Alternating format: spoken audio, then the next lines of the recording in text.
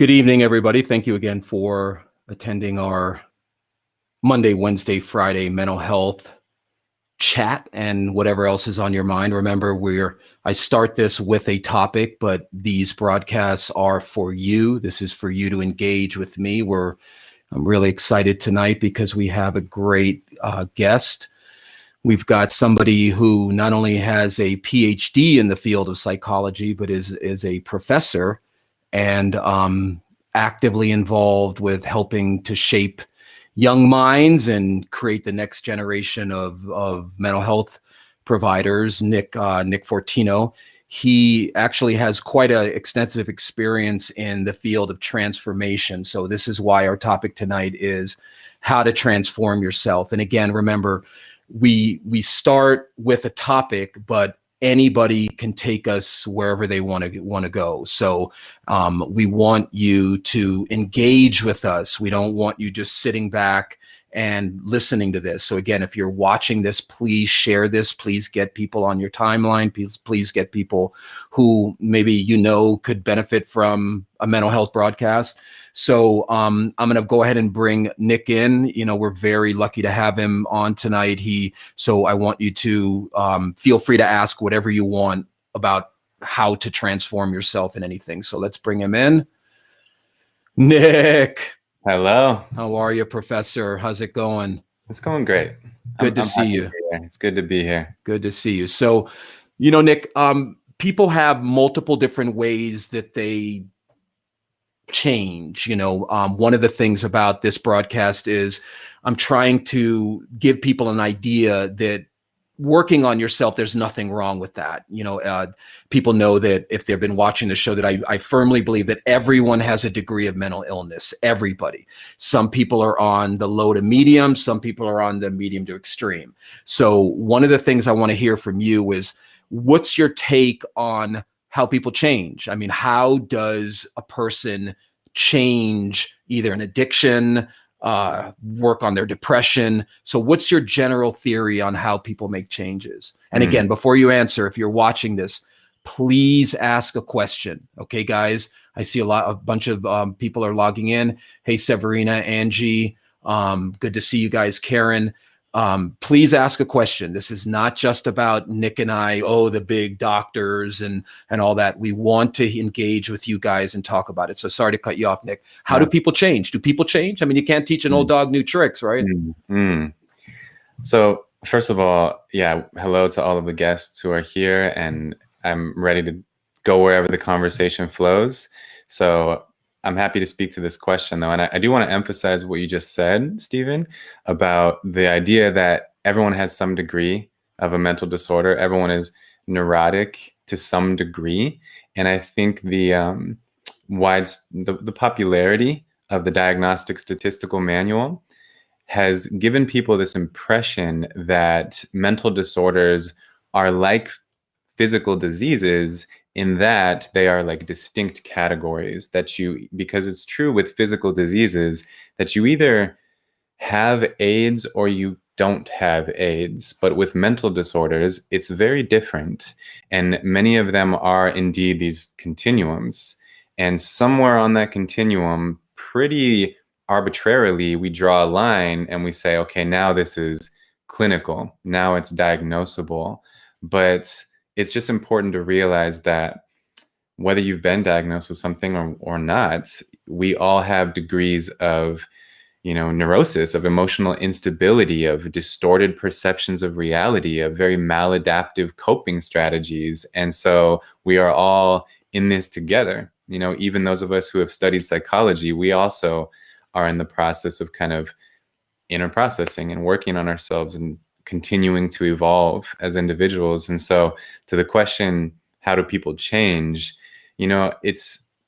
I do believe that people do have certain traits that are so innate in them that they almost never waver through the entire lifespan, but that a person is a recipe of ingredients, that there are many personality traits and behavioral tendencies that make up a person's character. And even those traits that, every one of us has traits where everyone who loves you hopes you never change in this certain way. You know, people who have been hilarious since they were toddlers Right. should stay hilarious. And I hope that trait never changes in them. Yet, I think we could say that new ingredients can be added to the recipe, which gives the person's personality a different flavor.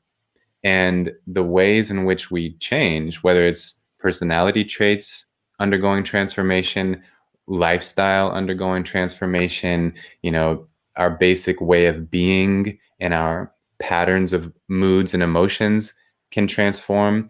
And I think generally speaking, there are some certain major catalysts to change. Sure. And sometimes I think they're painful. You know, I think trauma is a major initiator of change for people. I also think that some of them are very positive, like inspiration can be a Sure. major trigger for change. As you mentioned, I do research in the field of transformation. And in the most recent study, which is we just submitted for publication, and so it should be published within a few months, but all the results are in, we wrote it up and everything. And we basically surveyed 130 people and asked them questions about their experience of transformation, defined as a significant and lasting change in a person's way of being. And And let me guess, all of them said, you just let it go. You just let go of it, and then you're transformed, right? There was a variety of answers. Sure. So for some people, it was a sort of surrender, but for many people, it was a much more self-initiated, willful process. And usually, I mean, usually it's both. You know, we're all kind of in a conversation with life in a way. Sure.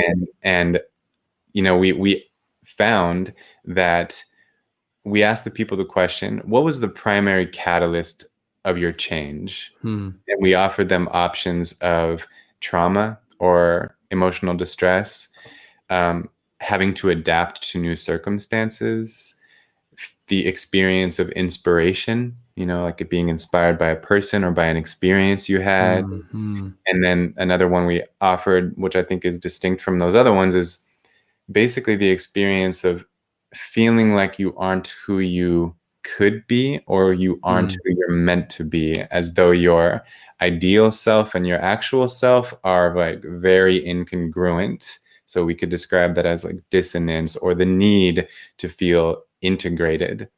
And so it was a pretty even distribution of people selecting those different responses, but the one that was most selected was trauma. Like 40% of our 130 respondents chose trauma as the primary catalyst of their transformation. And so your guests may be aware of the concept of post-traumatic growth. Definitely. We've talked about that, how on one set of the or on one end of the continuum is post-traumatic stress disorder. And on the other end, not that they're, you know, linear, but on the other end is post-traumatic growth. So yeah, talk about that. What is post-traumatic growth for people who've never heard of it? Yeah, I'm glad to speak to that. Post-traumatic growth is essentially when an experience of trauma leads to very positive changes in a person's life. And we have to be careful because trauma is such an intense, heavy experience. And so I don't want to make light of it and say, well, this is just like a way to become better as a person. Right. For some people, it's like it's much more complicated than that. But it is true that trauma very reliably shatters a person's worldview. Sure. And just like changes the way they perceive things and changes what they believe to be true about life. And in the process of having to kind of reconstruct one's worldview, often the new worldview is much more aligned with reality. The person is able to basically, you know, accommodate reality. Almost like there's a certain sense of humbleness where they realize that, wow, I just went through this. I'm going through this experience, and this experience is tapping into not only things that are insecure about me, but things that I need to work on. Yes, exactly. And, you know, you can kind of frame it this way. And I think a basic way to think about what transformation looks like, the skeleton of transformation, is that it's essentially the process of going from some type of equilibrium where everything is relatively stable, to a through a disequilibrium where everything is unstable, uncertain, chaotic. I don't know really who I am right now, to a new equilibrium. And that new equilibrium, it might just be simply different, but often it's more adaptive, it's more functional, it's more aligned with reality, and it often accompanies, more positive patterns of emotions. Sure. And I think one of the key things, and Angie is saying, wow, so true. It has made me question everything I ever believed or thought of. I believed everything I knew or thought I knew. It's scary. Definitely it's scary. But that period of going from post-traumatic stress disorder, and disorder is a relatively, I'm not saying minor percentage, but a lot of people have more in the realm of post-traumatic stress. So moving from that into post-traumatic growth, you got to be working on it. You know what I mean? You've got to be open with the idea that, and people hear me say this before who have tuned in, taking what I call the it's okay pill. The it's okay pill is, it's okay that I'm still hurting from this trauma. It's okay that this trauma has, like you said, destabilized my worldview, but what do I do with it? Yes. Because if people aren't working on the trauma like they would an open wound on their arm, it's going to fester. Exactly. So let's hear from a research perspective. What's new in the field? What are you seeing from your end? Because a lot of people don't even know what the difference is in psychology between a PhD and a PsyD. For instance, I have a PsyD and Nick has a PhD. So real quick, you can talk to that or I can talk to that, whichever one you want. Well, I can say this, that I had colleagues, with whom I was going through the program, and there came a moment in our program where the beginning of it, we shared a lot of classes, we shared a lot of training, and then there was this moment of divergence about 2 years into the 5-year-long program where some people chose the PsyD route and some people chose the PhD route. And my, synopsis of the difference is that a PsyD is much more geared toward being a clinician, being a therapist, working with people one-on-one, where PhDs typically become expert in teaching and research and theoretical kind of development. And so I also think it's worth acknowledging, even though maybe everyone knows this, but I don't think so. My impression is that some people conflate what a psychiatrist is with a psychologist. So I think it's very important to distinguish between. It is. And a lot of people think that psychiatrists are trained in therapy. And a lot of people believe that, a psychiatrist can give me psychodynamic or whatever psychotherapy, but they're not. They're medical doctors. And a lot of times, whatever rotation they have in therapy is very minor. And I'm not putting them down, but there is a tension sometimes between psychiatrists and psychologists. Unneeded, but yeah. And I think they can work well together. But personally, I won't hold back from saying I'm highly critical of the practices of many psychiatrists. I hear you, brother. The history of psychiatry, as many people may know, is just horrific in many cases. If you dial the clock back far enough, like mid-1900s, just stabbing people's brains and calling it lobotomies, and just experimentation and like dramatic dehumanization of everybody in the mental institution, treating them as if you could just try things out on them. And of course, we've come a long way since then. And in some ways, but in many ways it is. I mean, in many ways, you've experienced this. I have clients who come to me and it's, well, this medication's not working. We'll try this. Well, let's combine it with this. Let's do this. And it is almost like a grand experiment. Yes. And I'm reading comments too, so I don't want to, Oh, you can see the comments on your end too. Comments too, yeah. Okay, great, Severino. We're gonna get to your question in a second, but let's just tidy up a little bit on your end, Nick. Where are you seeing what? Give us some research insights. Like, where's the field headed? What do you see as like, wow, this is amazing? Well, I guess I'll tidy up the comment on psychiatry. and just emphasize that it's very important for people to understand what these credentials represent and what the professional who you're meeting with is really an expert in. And what's very, and again, I'm aware this is a bit controversial for me to say what I'm about to say, but psychiatrists are not experts in psychology. They're medical doctors, and they are trained in identifying disorders and being able to recognize clusters of symptoms and match that to a diagnosis, and then they're trained in like which drug to prescribe. And in my opinion, the two biggest problems in the practice of psychiatry right now are the way that drugs are considered a first resort. In many cases, it's just automatic. It's not even like, well, I know this guy, Dr. Fortino or Dr. Walker, go have a consult with them. Let's see what is causing the need for the medication. Precisely. I'll put just on people's radars, there's a great TED Talk called What I Learned from 86,000 Brain Scans, where a medical doctor talks about a few stories of basically people being prescribed drugs based on the assumption that there's a chemical imbalance in their brain. Bingo. And in some cases, maybe there is, but if there's a percentage of organic brain anomalies associated with mental illness, absolutely. But that's what, 6 to 8%?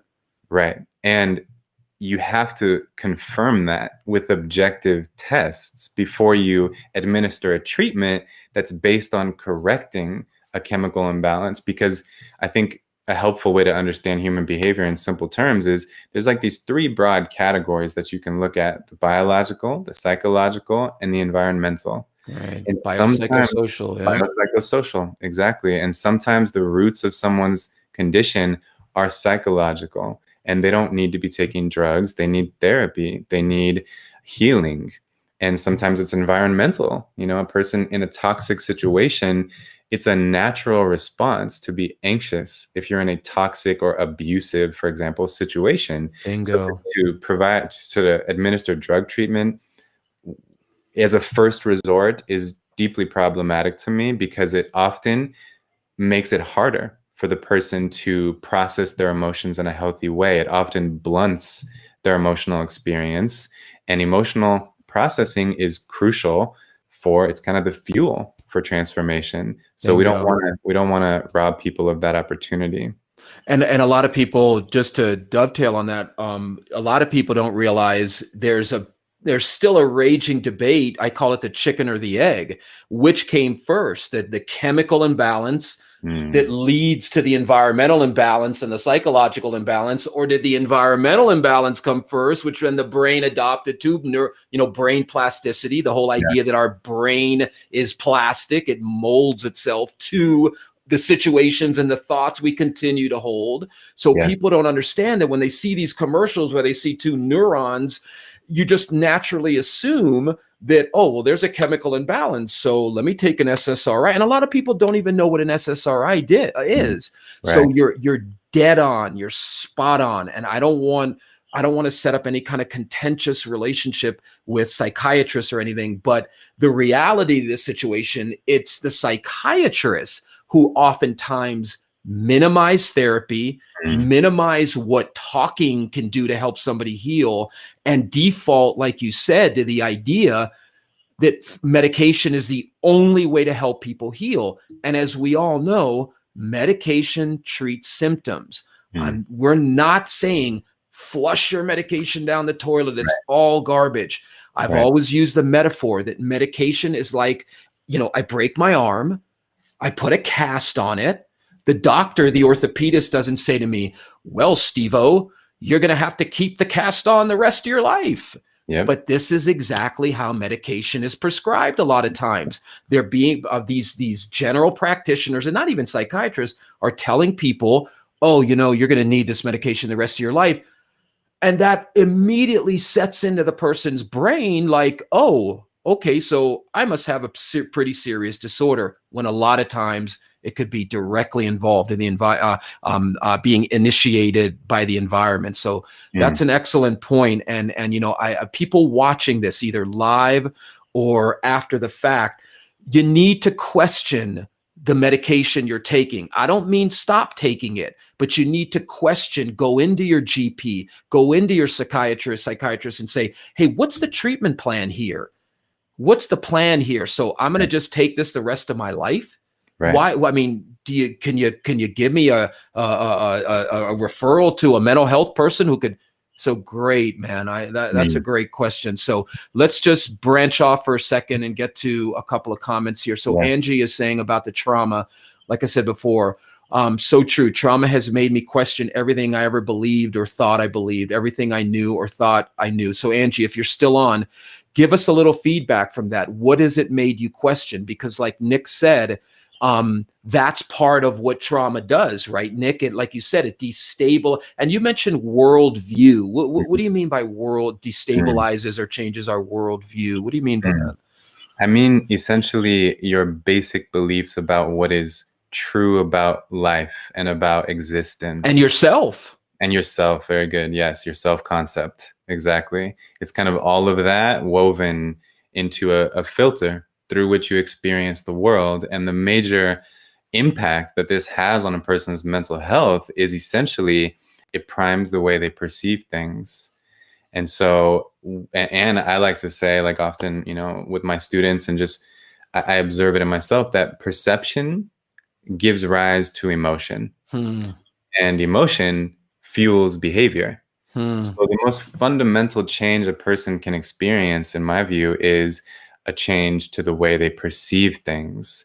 Because if they start, and as an example, I like to give, you know, if you're walking along a trail and you perceive if you see what you perceive to be a snake in the trail, you will have a fear response, even if that's not really a snake, it's just a rope.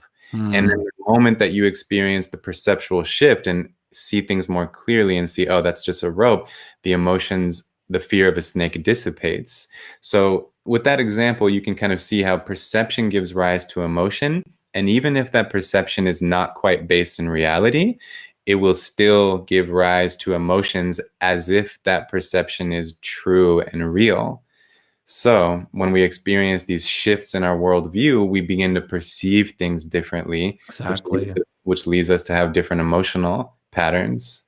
And the key to that too is identifying that if I have the power to misperceive that rope as a snake, then that realization that it's just a rope affects how I'm feeling, then maybe even if it's a snake, I can change the way I'm perceiving the snake. Yes. And that's, I think that's the powerful thing behind what we do as clinicians is we try to help people reshift how they're looking at the trauma. The trauma exists as obviously an objective reality. I got raped. I got hit by a car. I was in 9/11, whatever it may be. You're not going to change that. But how you perceive the trauma from the present into the past will affect how it affects you into the future. And that's the key. One of the key things I try to work with my patients on is making a decision about how they're going to perceive their trauma. Are they going to spend the rest of their life like, oh God, you know, because, and Severina is one of our, you know, our regulars here. She's talked about some of the trauma she's been through. Oh, you know, because I was hurt, or this isn't Severina, but this is somebody else. If let's say as a child, I had some sort of, you know, sexual abuse. Oh, you know, I can never, that's why I'm so messed up. I'm never going to be able to trust anybody again. I'm never going to be able to form loving relationships. That is the perception of the snake. You are perceiving the trauma that way. And what we try to do is help people change their perceptions of it. So I think, Angie, you're spot on in the sense that when you said everything I knew or thought I knew, and it is scary. And part of what what would you say to Angie? Like, what kind of, you know, not that we're doing therapy here, but it's more like I try to give people psychological advice on how to proceed. What's some advice you would give Angie? I would draw upon the person whose work I've studied maybe most closely, Viktor Frankl. Nice. Man's Search for Meaning, baby. Yes. Did my whole dissertation on that. So that's amazing. Beautiful. Yeah, I know, right? Yeah. So I'm sure you're aware, and maybe others are too, he offered this really like memorable formula, as he put it, Mhm. for handling trauma and pain and suffering. And remember, for all of you listening, Viktor Frankl was in a Nazi concentration camp and came up with the idea that in any situation, man, not just man, but mankind, man can choose his attitude in relation to the environment he's in. Sorry. No, that was very important to add that. And that, as he put it, is the one freedom that cannot be taken from a person. And that formula is D equals S minus M, which means despair is suffering without meaning. Beautiful. Isn't it? Gives me goosebumps. The Buddha, all the Buddhists in the world just went like, whoa, suffering, yeah. Right. I know. Huh? Yeah. And trauma is suffering. And I have deep compassion for people who have experienced trauma, because it's extremely painful. And the like, Viktor Frankl had the very interesting question in those concentration camps: why doesn't everyone kill themselves? Right. And in that situation, that was kind of valid. Brother, I don't know. You know what I mean? If my wife is gas, my kid is gas, my whole life is, I feel you. Right. And the answer to that question he found was, obviously many people did, but the people who didn't had something that made their life meaningful, meaningful enough to endure the hell that they were in. And so I would say that for a person who is going through trauma, the two main things that I would offer are what we're talking about now: to, first of all, lean into everything that is meaningful in your life, so that the trauma and the intense pain is worth bearing, so that it doesn't overwhelm you and define your life. And it's possible to make the very traumatic experience itself a source of meaning. Absolutely. Because if a person responds, for example, if a person was abused as a child and they become an adult and they decide, I'm going to do everything I can to prevent children from being abused, and I would not be capable of doing this so effectively if I didn't have that traumatic experience myself. So now, in the narrative of the person's story, that traumatic event is significant. It's symbolic of something very meaningful, and it has made me uniquely capable of contributing something extremely valuable. Beautiful. So in in Angie's case, what I hear you saying is that she's got to take that scariness. She's got to take that everything I knew or thought I knew, and frame it as, a lot of my viewers have explained what framing is. She's got to choose the frame, which is, I need to make this meaningful. I need to find something of value in this to help me grow from it, to go more into post-traumatic growth. Because the key, like we talked about before, is you've got to engage with the negative emotions. Yes. People have heard me and have watched us know that I am a big proponent that we can't just, I'm not feeling this. Let it go or get over it. You got to get into it to get over it. You got to say, Angie's got to say to herself, it's okay that everything I know and believed has changed. It's okay that it's scary, but now where do I go with this? Amen. So Nick, that's definitely, you're spot on with that, bringing up Viktor Frankl. I mean, and, people may think, Nick and Steven go way back and they know. Nick and I have literally just begun talking, and the fact that you're bringing up Viktor Frankl, I mean, so anyway, that's very near and dear to me. So Angie, if you want to follow up, and we've got Fernando and Karen and Toby. Great to see you back, Toby. Where you been, man? Where you been? But anyway, I'm noticing a couple comments. I saw someone commented with the word hope. Beautiful. And the comment. Hit that, bro. Hit that. What is that? I would even, it relates to what you just described, framing things, right? What's framing things, if people don't know? Framing things is interpreting them in a certain way. And I think that, for example, post-traumatic stress, to put the word disorder on it itself is a framework. Bingo. It's a way of seeing that, which I personally reject. I don't consider, I don't consider it a mental illness. I'll put it that way. It's a disorder in the sense that there is disorder within the person instead of order, that there's uncertainty instead of certainty. But it's not like there's nothing wrong with the person experiencing post-traumatic stress. That's the Bingo. natural response. Bingo. I mean, to that's exactly it. And then, but then we have society come in and tell us what? Don't feel it. Don't experience it. Get over it. You know, good. Sorry, keep going. Yes. No, I got to stop interrupting you, man. I Tell don't me to mind at all. shut up, Nick. Tell me to shut up.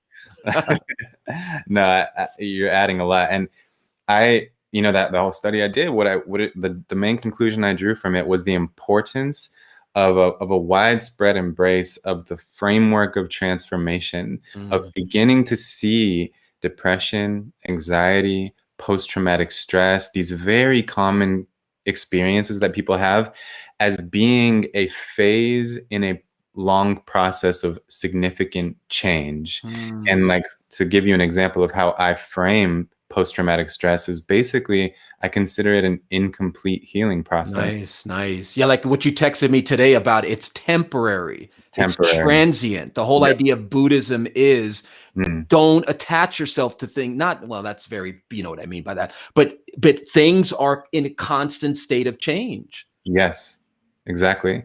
And if a person has in mind that my symptoms of post-traumatic stress or my depression or my anxiety are temporary, and ultimately they can draw hope from the idea that this is going to make me into a person who is stronger, more compassionate, wiser, more clear-headed, and basically more capable of living a meaningful life and contributing to others.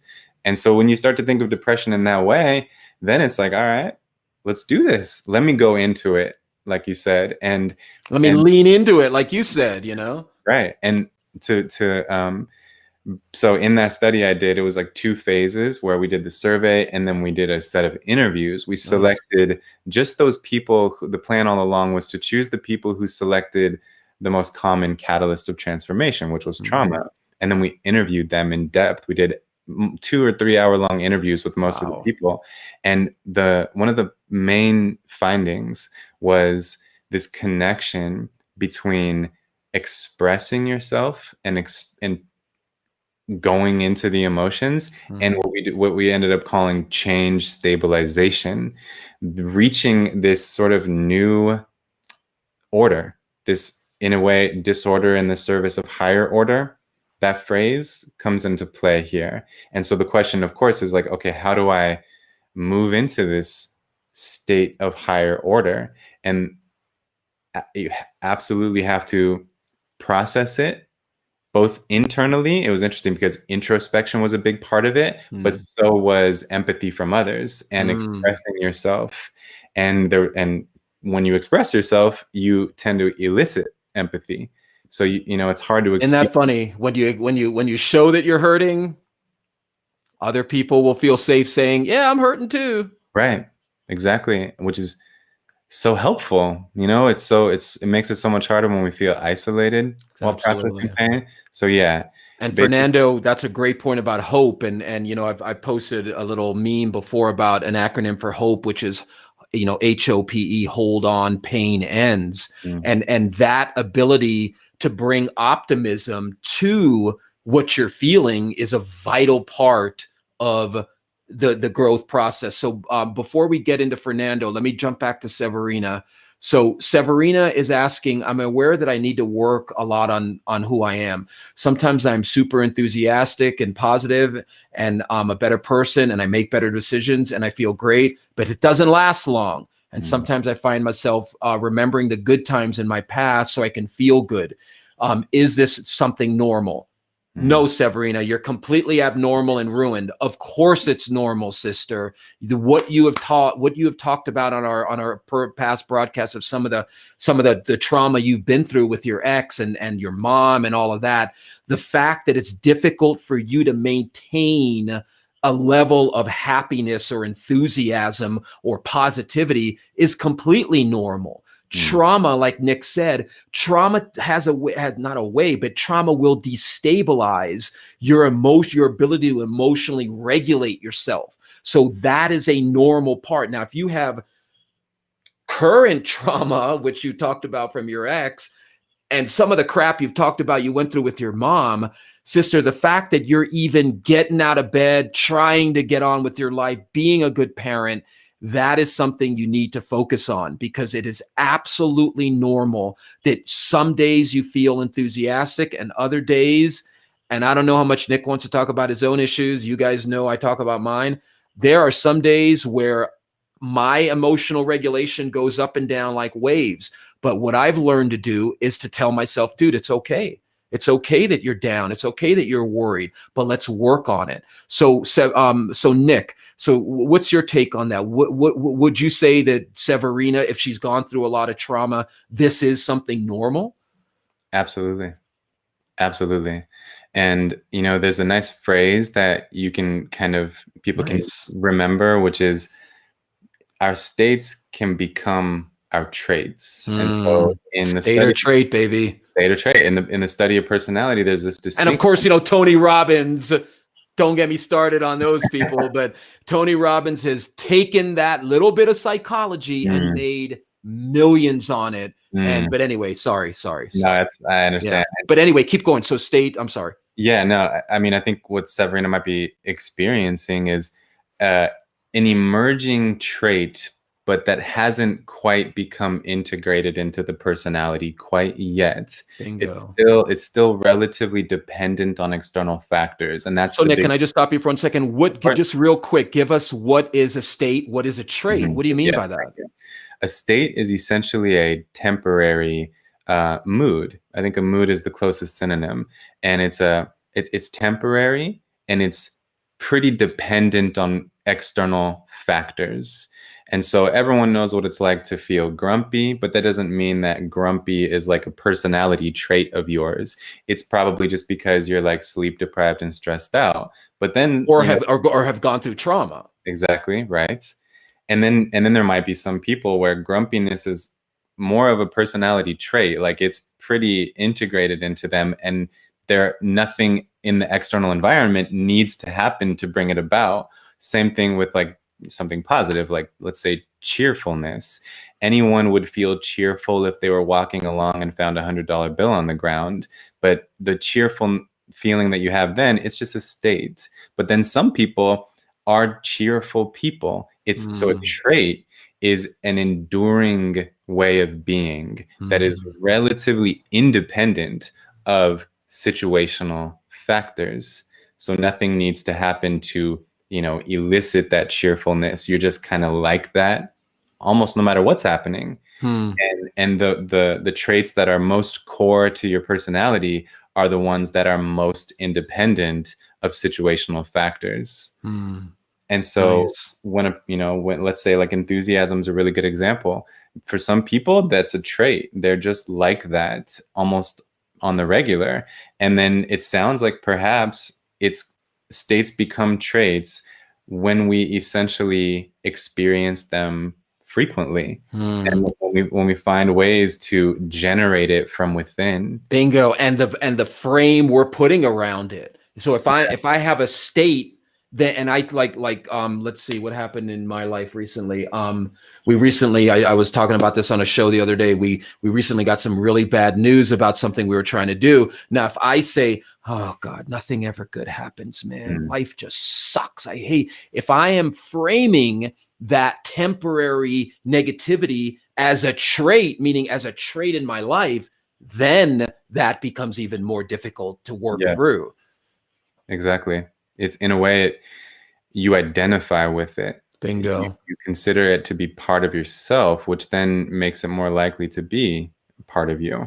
Bingo. So it's almost, it's kind of like a self-fulfilling prophecy in a way. Right. And that's what we try to do as psychotherapists, is we try to get people to start questioning their belief system. And people who have watched this before or seen it online know I am a firm believer that we would have a completely different planet if people were working on their belief systems, if people were questioning, like Nick said, state or trait. Is this a state or trait? I mean, let's take racism. I love you using racism. Am I really a racist? If people were questioning, is that a state that I'm in, meaning a conditioned state, or is that a trait? And I'll tell you what, people, Ain't no born racist on this planet. Yeah. I'm sorry. I know white supremacy and all of this, that people like to say, this is just the way it is, and that is the natural order. BS. Okay. Yeah. So excellent, Nick. See, this is why I want another perspective on, because Nick is bringing, and people hear me say this all the time, there's so many nuances to this work. And this is why I'm always railing against these YouTubers or these self-help people who have zero mental health training, and they're just launching these psychological tools out into the public, expecting it to what? Get them views, but it ain't doing anything but tying people to the idea that somebody outside of me is going to heal me. So thank you, Severine. If you have a follow-up, please definitely follow up with that. I appreciate your sharing this. So let's just move on to Karen. Karen is Karen had sent me a message before that she had felt like she was having a heart attack or something. So I texted her offline and asked her if she's okay and if she's in a safe place. And if she's not feeling safe, she's got to call 911 and access. But she's saying that she's feeling pretty good now. And Karen has been through a lot of trauma. We've exchanged. She's been on the show before and not talked about it, but texted me. So Karen's asking me a great question. And Nick, I need your help with this. Could the trauma of a heart attack cause me to not believe it really happened?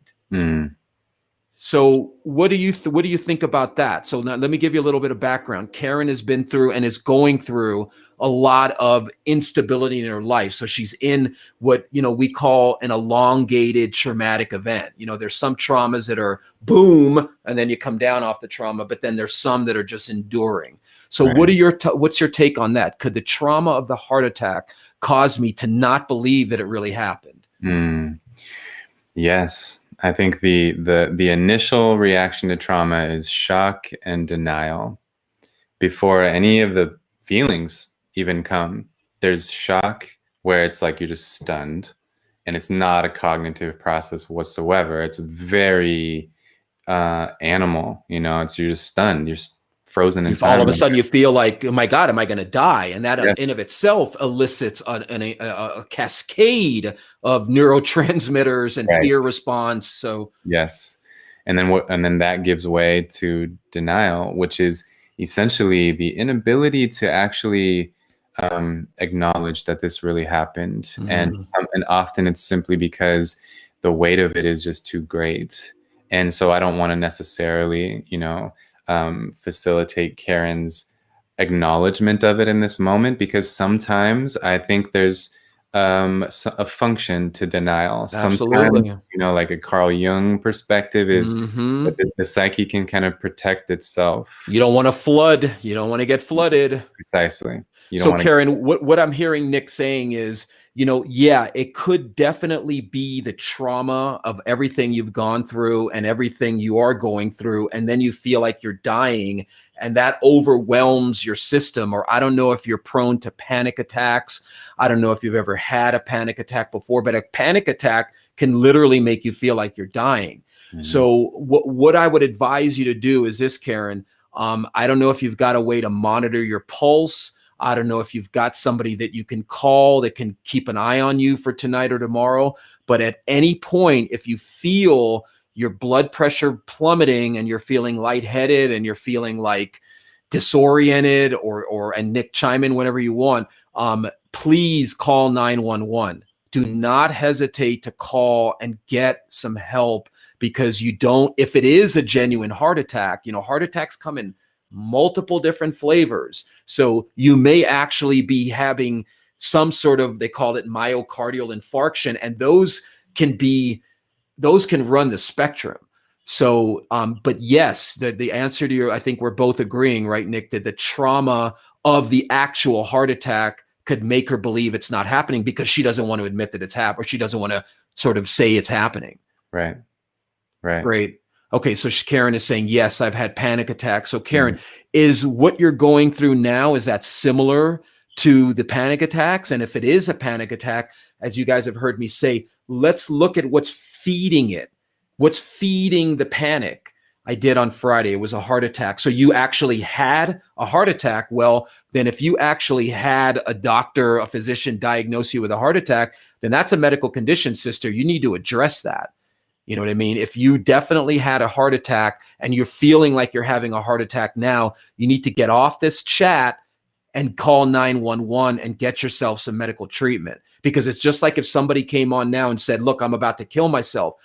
You got to deal with that the way you would deal with somebody trying to kill you. You got to fight back. You got to say the only way, okay, yes, I'm asking a lot of questions, so I don't really know what yes means, but I think yes means, are you being treated for it? So, but you've got to deal with that with a medical doctor. Just like if you were thinking about killing yourself right now, and suicidal thoughts need to be dealt with. We can, Nick's going to come on again and we're going to talk about it. He's going to give the research teaching perspective. I'm going to bring in the clinical perspective, which actually, Nick, is, funny. We stumbled upon that because that's actually kind of a nice juxtaposition here. So anyway, Karen, yes, definitely let us know how things are going. Send me a private message if you need to chat a little bit, and let's get you to a place where you feel a little more stable. Now, Severina has, I'm not feeling bad now. Yes, I'm being treated. Great. Well, that's good to hear, Karen, because we don't want anything to happen to you, sister. You've talked about a lot of the trauma you've been through, and you've endured it and made it through. And you talked about your husband being, with COVID and all that.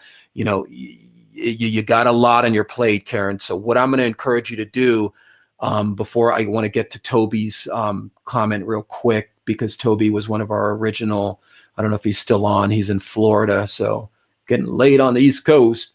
But good, Karen. So you got to keep working on Karen's relationship to Karen. Okay, sister, you got to say to yourself right now, it's okay that I'm feeling what I'm feeling.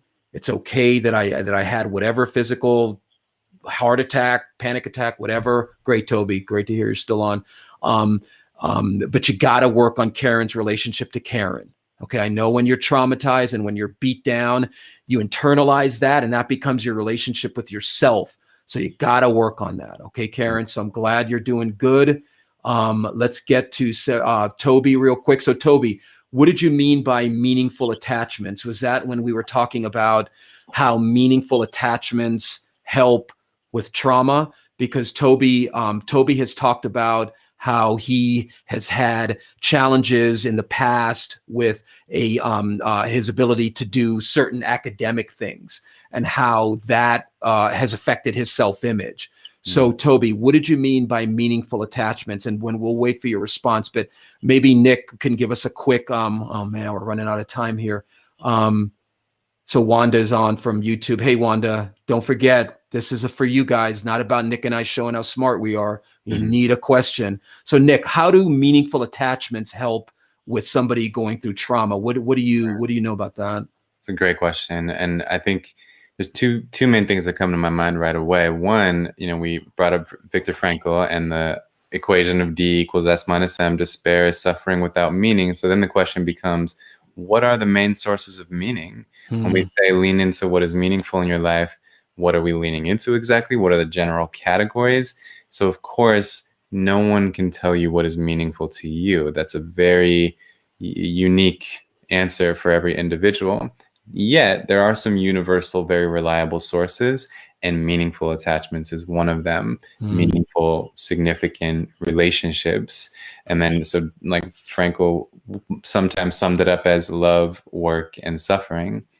Relationships and experiencing and giving love, work as in contributing purposefully, and then suffering, the way we can respond to suffering in a meaningful way. So I think that's one aspect of how meaningful attachments relates. And then another one is we can kind of think of the basic hierarchy of needs, and Abraham Maslow's work. Maslow, baby. Yeah, right. And as many people may know, this is probably one of the most popular theories in psychology, is that those basic bottom four needs, for the biological needs, the need for safety and security, the need for belonging and basically meaningful attachments, and the need for self-esteem, the way Maslow thought of it was that if any one of these is not being met, the person will be neurotic to some degree. They'll have some degree of emotional instability. And that if those bottom four needs are being met, you can expect the person will be relatively emotionally stable. And so I bring that up because meaningful attachments is like, it's so basic to life. Like, just think about that hierarchy. It's like biological needs, like, okay, eat, drink water, have shelter and fresh air, and then safety. Okay, make sure my life isn't in danger. And then the very next thing we need from this point of view is love and meaningful attachments. Right. But Nick, buddy, we're not supposed to need anybody, right? I mean, that's what and Nick and I are going to do. We don't have time tonight to get into it, but we're going to talk about the impacts of social media on mental health. We're not supposed to need anybody. I call it pathological individualism. We have this thing in our country where you need, I don't need nobody. And Nick hit the nail on the head again, because Maslow showed that these needs are not just, well, I need them or not. They're imprinted. They are part of our wiring, because we need food or water. We need air. We need sunlight to a degree, but we need, like Toby said, meaningful attachments. Yes. And if you can't find any meaningful attachments, people, you gotta start. Sorry, I'm screaming. People know I get worked up. Sorry. You gotta get a meaningful attachment to yourself. You gotta work on your relationship with you. If you can't find a meaningful attachment out there, then focus on working on your relationship with you. Okay? So thank you, Toby. Meaningful attachments is a fundamental part of mental health. Okay? It's interesting that you brought that up, but sorry if I cut you off there. No, go. One of the maybe the most common critique of the hierarchy of needs is that you can make the argument that belonging and self-esteem could be flipped to where self-esteem is even more basic than love. And it's hard to say. I mean, I don't necessarily think of them as linear. They're both. I was just going to say that. Do you think Maslow meant them to be A, B, C, D, E? You know what I mean? Don't. Yeah, I really don't. Yeah.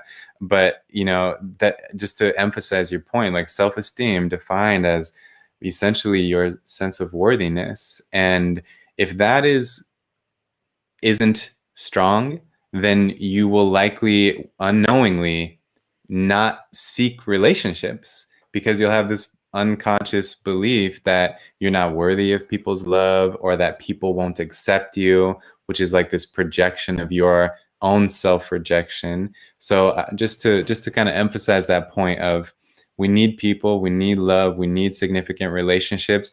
And in periods where our social network is very small, we can always cultivate self-love and just general positivity toward oneself, a positive self-concept. Bingo. And the way to do that is by accepting the negativity in your mind, in your life, and working on it, not denying it and not acting like it's not there. Yeah. So great, Toby. Thank you for that. See, this is why these comments are so important to this, because this is what this broadcast is all about. It's about you guys interacting with us. So Fernando didn't really ask a question, but he said society labeling it exactly. But I like that you guys, as psychologists in the field, break the form, because it gives people hope. And that's great to hear, man. That's exactly what Nick and I are trying to do. We're trying to show you all, whoever it is out there, that this isn't Dr. Phil. This isn't the crap you see online. This is about two people, Nick and I, trained in a field, normal human beings with issues of our own that we've worked through, trying to take that self-work we've done and apply it to help other people with a hell of a lot of training and experience. Yep. Okay. And that's the key. There's this whole movement about a patient to provider. And I don't have any problem with that. I have no problem with people who are patients, who have had trauma, going into the provider, but you need some training. Okay. You need a breadth of knowledge to guide that work. But anyway, let's keep going. So Severina followed up, and I want to get to Wanda from YouTube is asking a great question. And we may have to run over here a little bit. I don't know what Nick's schedule is, but how does one go about working on self without a therapist? We're gonna end with that. Okay, so that'll be the last question, but I want to get back real quick to Severina. So Severina followed up with, "Yep, it's hard to move on, especially when you know what is going on. Like sometimes I analyze, why do I sabotage my own projects, or don't know why I feel down if I have everything I need." What are your thoughts, Nick, before I launch into that? So she's saying basically, like, why do I sabotage myself? Why do I feel down if I have everything? So that's kind of got that flair of like, I shouldn't be down. I have everything. I'm not entitled to how I feel. To be totally honest, I'm not sure how to respond to that, because I feel like I would need to ask this woman more questions. So perhaps, Sure. maybe. And that's unfair of me to put you in that position, because That's okay. Severina, and I apologize for that, but Severina has talked extensively about some of the stuff she's gone through. So Severina, what I would say to you is this, sister, is you are not sabotaging your projects. Okay. That's a form of victim blaming. Okay. What you're doing in that moment is you're kind of going into the treatment facility of battered women and all the stuff you've been through and saying, "Why the hell are you all sabotaging yourself?" You wouldn't say that to them. Don't say it to yourself. Let me tell you what's sabotaging your project, sister. The trauma you've been through. That's what's sabotaging your projects. You can't blame the victim here. Now, does that mean stay a victim? Hell no. Severina, you got to get into a situation where you could talk some of this out. Yes. You got to get yourself into a place, because you've got, and I'm not trying to scare you, but you've got more. So there's a degrees of trauma. Okay. Everyone has a degree of trauma. And I'm going to tie that back into Wanda's question in a minute. Everyone's got a degree of trauma. Your degree of trauma is more on the higher side from what you've said. Is it hopeless, like Nick talks about with Frankl, finding meaning? No, but you got to work on it, sister. You got to work on this trauma. And I'm glad you're tuning in regularly and asking questions, because what I'm hoping is this will naturally segue into you working on some of this. So my psychological advice to you at this point is two things. One, you ain't sabotaging crap, sister. It's your trauma sabotaging you. It's still having an effect on you. And two, the fact that you're saying that I feel down even though I have everything I need doesn't matter. Don't minimize the fact that you're down. Don't say, I'm not entitled to be down because I have all this stuff. You're entitled to your downness, sister, because you are the victim of some pretty severe trauma. And yes, I'm using the V word. Oh no, don't say victim. You're the victim. If I get run over by a car, I'm a victim of a motor vehicle accident. I don't have to stay a victim. Okay. So it's Severina. You got to work on it, sister. Okay. So, let me see here real quick. Okay, so Angie, I want to just follow up with Angie, because Angie's in a very precarious place tonight, which I appreciate you sharing with us. Mostly right now, I don't see any way through it. What did we talk about hope before? It doesn't seem like anything will ever be okay. It feels like I was broken before, but now I can't ever not be broken. So Nick, what are your thoughts, man? Angie's saying that she feels like right now she doesn't see any way through it. It doesn't seem like, and remember the operative word here, and I know Nick is picking up on this, is seems. It doesn't seem like anything will ever be okay. It feels like I was broken before, but now I can't ever not be broken. So what are your thoughts? Yeah, you were right. That is the word I was fixating on a little bit there, because it relates to what we were talking about regarding perception. And this is a bit of a touchy subject, because you never want to just blatantly invalidate someone's perception. That's not fair.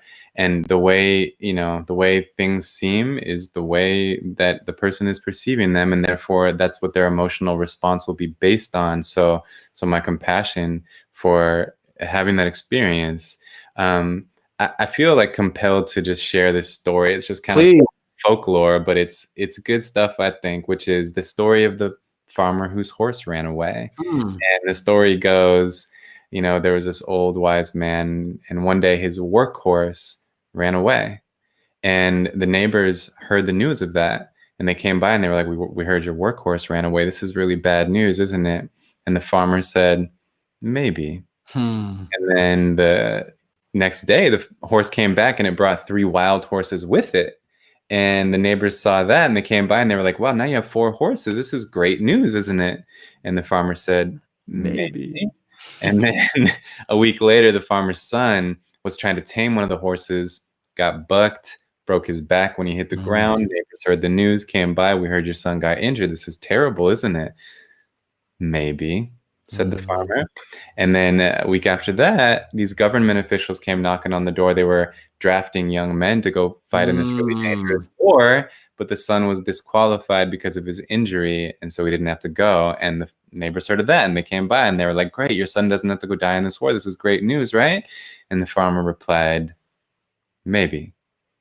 And I just think that there's deep wisdom in that. And what I personally take from it is the fact that we never know what's going to happen.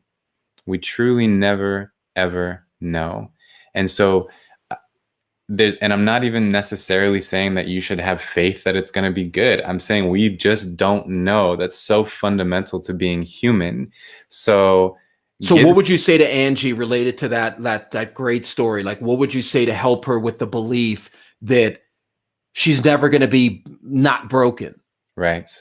I would say that probably already Angie can look back on her story and point out events or periods of her life that at the time felt like bad news, felt terrible, felt like it didn't seem okay or that it wasn't going to be okay, and that you can see how that was a link in the chain towards something beautiful or meaningful or better, and that perhaps you can take on this perspective of, in a way, imagining that you are already your future self looking back on this moment and knowing that you got through it, it did turn out to be okay, and you became more resilient and wiser for it. Exactly. And it's just like so much easier said than done. Absolutely. So like, and it's not that Nick's not empathizing with how you feel. What Nick's trying to do is show you that, like we talked about, the perception of the snake or the branch.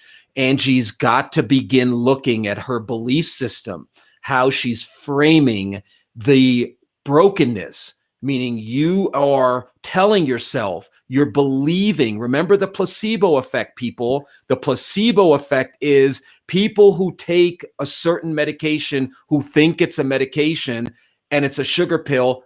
Some of them respond to the medication the way it's actually, they respond to the medication as though it's the medication. So Angie, what I would say to you is this, sister, you gotta work on the belief system that you're gonna always be broken. Because I know pain. I know myself what depression feels like. I know what suicidal thoughts feel like back when I was in my early 20s and I went through an extreme loss in my life. You've got to begin to allow for an alternate reality, a yin to the yang, which is, I feel broken, but maybe I can heal. Maybe I can work on that brokenness. So Angie, we feel you. We please keep logging on. Sounds like there's something going on in your life that you could use to talk out also, Angie. But what I'll leave you with before we close out with Wanda is that your belief system, you perceiving the snake as that snake's going to kill me. There's no way I can get around that snake. The perception of your brokenness is affecting the degree of brokenness you're feeling. You're framing that brokenness as irreparable. And that in of itself, remember we talked about hope. Hold on, pain ends. You're taking your hope away. You're taking your meaning away. Totally. Okay. Totally accurate. Thank you. So, okay, guys, we're going way over an hour here. Let's close out on, let me just see Severina. Okay, great. Thank you for that, Severina. So Wanda, great question. How does one go about working on their self without a therapist? Great question. What are your thoughts, Nick, before I launch into that? What are your thoughts? Can people make changes without people like us, without therapy? Right. You know, You better say not. You better say no, Nick, because I got to pay my more. No, I'm kidding. But right. no, but Yeah, I'm not a believer of that. I was a joke, people. I I'm know. not, Yeah. and I'm going to explain to Wanda what I mean by that. But go. Mm. I would say the short answer is, you know, self-awareness. And I know that's like seems like a very simple answer, but to have this intention, which Wanda clearly has by asking the question, to have the intention to work on myself is a great seed that has already been planted. Bingo. And coming to things like this, just being very resourceful, because there are no doubt many resources available, and you kind of have to sift through to find what's really valuable. But finding valuable resources will help tremendously. Bingo. And it's so funny you say that because Fernando just chimed in perfectly. Reflection and Yeah. self-help books. Absolutely. Yes. Yes. And I would say too, like above all, like something we'll talk about in the future is there's kind of, many documentaries are coming out about what essentially become cult leaders, completely manipulating people under the guise of being like a spiritual mentor or a spiritual teacher. And I think there are sincere spiritual teachers in the world, but I think many people who end up being labeled in that way, they think they can answer your questions in a way that are Depend meant. on me, baby. Depend on me. Exactly. And so ultimately, I think, the best types of resources are the resources that get you tapping into your own discernment, your Bingo. own Your wisdom. own ability to heal. Exactly. Yes. Yes. Excellent. Excellent. So this is what I'll say to that, Wanda. And just again, finishing off Nick's point. Yes, you can absolutely work on yourself without a therapist. But the key is two things. One is you got to work. You got to work on it. You got to make time to work on it. Just like, when I used to work out a lot and be a lot bigger, and my wife keeps saying, when are you going back to the gym, dude? Whole nother issue. But anyway, you got to work on it. You got to make your self-work, as I call it, something to work on. So that's number one. Number two is, Wanda, you got to ask yourself, like we talked about before, what is your degree of trauma?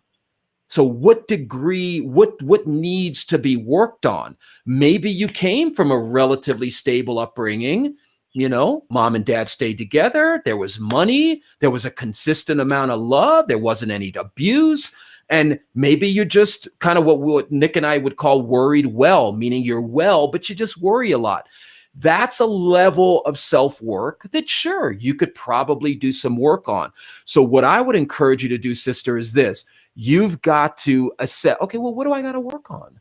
I mean, what's going on with me? Now, seriously, sister, if there's some sexual trauma or some sort of, significant physical trauma in your past, you're going to need to get into a situation where you talk some of that out. You're going to need to be in a, what are your thoughts, Nick? I agree that, and sometimes you can find, a person in your life who's not a therapist, who's like a great listener, a very wise person, but often, I mean, that's what therapists are. That's their life's purpose. And so if the resources are there for you to access a therapist, they are extremely helpful. Like, I think very, very highly of therapists. And like we talked about in the beginning, I think that a person should see a therapist before. I didn't pay him to say that, people. I think that's a first resort, or at least a second resort before like turning to drug treatment and thinking definitely wrong with your brain. Definitely. Yeah. So just knowing that, therapists, that's what they're all about. That's their life's purpose. And they become very, very refined at their skill of helping facilitate this process of self-discovery, self-realization, whatever you want to call it, that inner work that Wanda's referring to. Bingo. So just to encapsulate what the answer is, Wanda, absolutely. I am not here to say everybody needs therapy and everybody, there is a part of me that believes that, if everyone needs a dentist, if everyone needs a primary care physician, then, people can benefit from talking to somebody like me or Nick. But no, I'm not saying that the only way you can grow. But Nick brought up an excellent point, and we don't have real time to get into this, but this idea of all these self-helpers and these spiritual advisors and coaches, and I'm not saying that they're all scammers, but Nick said, sure, they can listen, they can empathize, they can even help motivate you, but they're not trained to deal with mental illness. They're not trained to deal with the subtleties of mental illness. People think, oh, exposure therapy? Well, let me do that. The example I use for a lot of people is the sniper guy, the American sniper guy who took the PTSD friend of his to the shooting range to expose him to the sounds of being back in the war. And guess what happened? Sadly, the dude shot the American sniper guy and killed him because he was flooded. So if you're working with somebody that's starting to cross over into giving you mental health advice, ask them a simple question. You got a license or you got training? Have you carried a patient load? How many times have you worked with my symptom cluster? Anyway, so Wanda, beautiful question. And we're going to close out on that. So yes, but the key things too, you got to work on it. You got to make it a project, like I call them self-improvement projects. You got to work on it like you would a home improvement. And you got to ask yourself, sit with yourself saying, what do I need to work on? I mean, and if it is kind of like I always say to people, if it's something you can't talk about, if there's something you don't want to talk about, that's what you should be talking about. And if it's some sort of trauma that you've repressed or something that you just never wanted to face, then you got to do that. So what types of books? I can't really give you that advice, Wanda, because I don't really know what you're talking about, meaning what, and unfortunately, we don't have the time tonight to get into it, but you can send me a private message through this video when it's on YouTube and tell me a little bit what's going on, and I can guide you in the right direction. So anyway, look, everybody, thank you. This is exactly what I was hoping for. Please share this. Nick, any closing thoughts from your end? I just want to say thank you for people who showed up tonight and expressed themselves. I know it takes courage, even though maybe no one really is going to find out who you really are or whatever. It still takes courage to express what you're going through and to raise these questions. And I commend you for that. And I appreciate the opportunity to be here and share with you. Great. Thanks, Nick. And we are definitely going to have you back. So everybody, thank you again for tuning in. Remember that I'm on, for the time being, as long as people are here, I'm going to keep doing this Monday, Wednesday, and Friday at 9 p.m. Mountain. If you're watching this online after the fact, submit a question. I will try to get to them. But please share this. Please tell people about this so that we can keep this ball rolling. Okay. Thanks again, Nick. Can I share just a plug? Yeah. Please do. Go for it.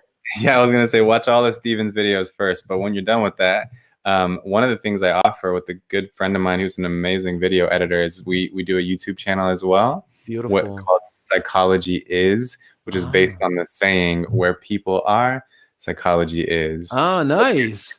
Come check that out. We'd love to have you. We put out content on a weekly basis, and ultimately. So they go to YouTube, they type in Psychology Is. That's right. Okay, and that'll lead you to the channel. And beautiful. You'll see everything we've been putting out. Yeah, because there. I was checking out some of your interviews. You interview a lot of people, sports people. You interview. Tell us real quick what's the basic, like, what's your format?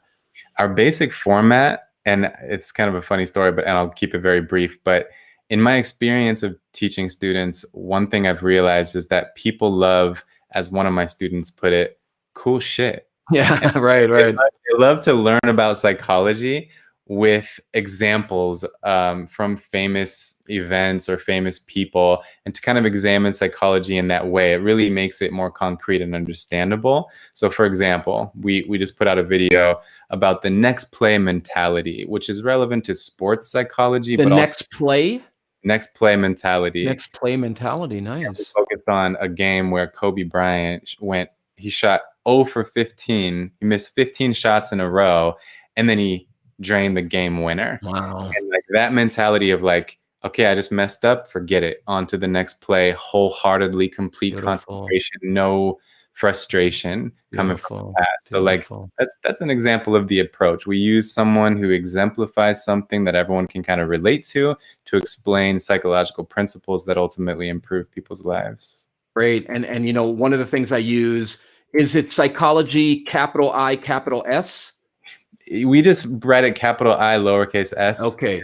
Okay. So here, people, this is what you go onto YouTube and look for. Okay. Psychology is. All right. That's the name. Type that into YouTube. Expose yourself to more different, you know, nuances, like I said before, about the field. And just to close out, you raised Kobe Bryant, who, you know, tragically, you know, is not with us anymore. But Michael Jordan, I don't know if you know Michael Jordan from the Chicago Bulls. Great quote from Michael Jordan. The same year I was the NBA scoring leader, I was the NBA's missed shot leader.